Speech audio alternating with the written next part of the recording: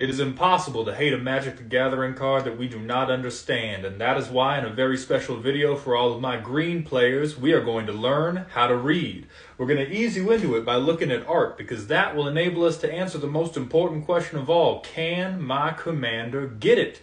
Now be careful, this is a double-edged sword. We would like our commander to be fine as hell, but we don't want to expose ourselves as a hopeless degenerate too soon. So amongst the commanders that can get it, they will fall broadly into the following categories: risen, down bad, down horrendous, and finally center of the earth.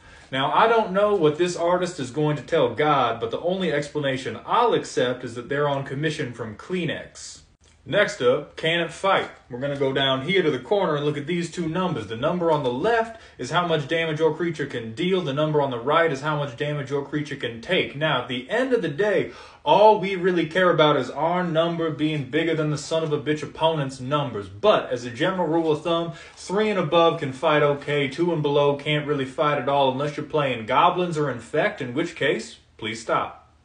Now let's move on to cost, which lives up here in this corner. Now there's two different types of cost. The cost you see represented by a number is generic mana. This can be paid by whatever you want: colored mana, colorless mana, bottle caps, a lively sea shanty, feet picks, whatever you got. But if you see little colored pips, these are additive to the generic mana cost, and they must be paid with the colored mana that they represent, or at your table's discretion, feet picks.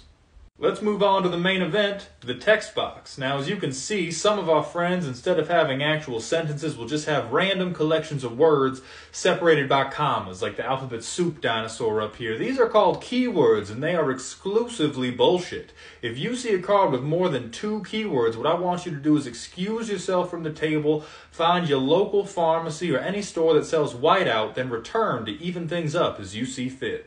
Now that we've made it past the keywords, every word in this text box will describe a felony in progress, with new paragraphs indicating fun, exciting accessory crimes on top of the first. Now, fortunately, most Magic cards do exactly what they say. Unfortunately, what most Magic cards say is, get shit on, you know bitches having loser. It's my turn to play the card game and your turn to sit there like a dickhead. Also, I get to draw a card. Now, just like the greatest book series of all time, this game always has another secret. So if you don't understand something, don't be afraid to ask.